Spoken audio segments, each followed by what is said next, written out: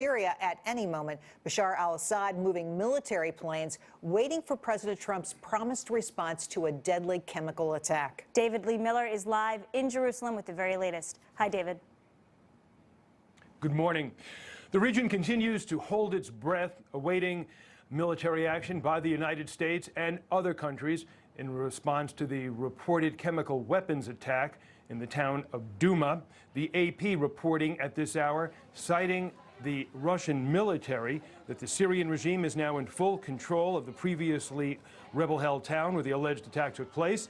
In anticipation of an attack, there are reports that the Syrian military is relocating potential targets such as aircraft. And unlike 1 year ago when the U.S. acted alone, launching missile strikes against Syria following a sarin gas attack, this time it appears a coalition is going to be taking action. It seems increasingly likely that the U.K. and France will take part if there is military action. At this hour, the British Prime Minister is quoted as saying that all indications are that President Bashar Assad's forces were responsible for the use of chemical weapons and that it cannot go unchallenged.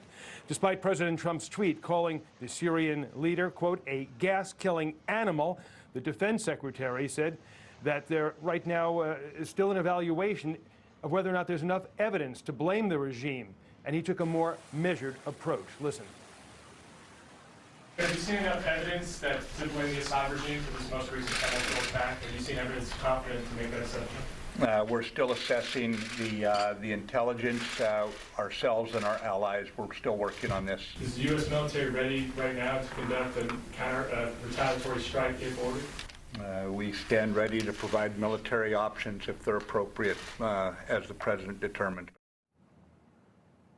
And although the UN Security Council is deadlocked, unable to reach an agreement on any type of an investigation, Bolivia is now calling for a Security Council meeting today, saying that any U.S. strikes could be in violation of the UN Charter.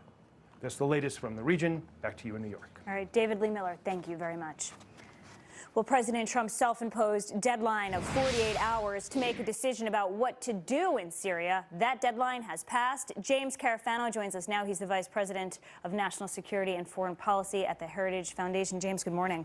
Good to be with you. What are the options? What is the target? Well, first, we got to wonder, are they actually going to do something? And the right mantra in Washington, D.C. is always, those who know don't say, and those who say don't know. So I think at this point, we're all just speculating. I'm less worried about, say, planes moving out of the country. Look, the purpose of this strike is not to topple the regime. It's not to cripple the military forever. It's to send a strong signal to the Syrians that the unrestrained use of chemical weapons is inflaming the conflict. The United States wants the conflict to lower and destabilize, and they need to stop this. So destroying the infrastructure, supply bases, other stuff like that, that's just as good. We've got a lot of firepower in the region. We have the USS Donald Cook in position off the coast of Syria. They have 75 Tomahawk missiles on board.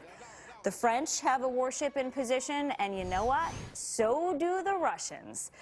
We have satellite images showing 11 Russian warships near the naval base in Syria. They've been put out to sea. So there's firepower in the region. Is this a question of who uses it first? I don't think so. And the British also have ships in the region. Yeah. The British also have Tomahawks. So, so there are reports of back channels between the Russians and the Americans. Again, we're kind of speculating here, but my guess is it's the Russians trying to limit the scope of what's going to happen and limit the potential for direct confrontation between Russians and Americans. Can we believe the Russians at this point? I mean, they're giving us conflicting messages. One Russian official says the Syrian government had nothing to do with the alleged chemical attack, and they're actually blaming it on the White Helmet rescue group here. Right. So we're getting mixed messages out of Russia. If there is a coordinated response, let's say, by the West in Syria, how do we expect Russia to retaliate? Well, this is one of the really interesting points. The Russians and the Syrians and the Iranians, and the Russians and the Iranians being the principal backers of Assad, they actually all have different goals here. And the Russians actually don't share the goals of their allies. The Russians are happy. They've got their ports, which are in the Mediterranean. They keep Assad in power. They block ISIS coming into their region. They keep going with the correct economic deals. They're good here, right? You know, Assad wants all his territory back. That's good for Assad. That doesn't necessarily do anything for the Russians.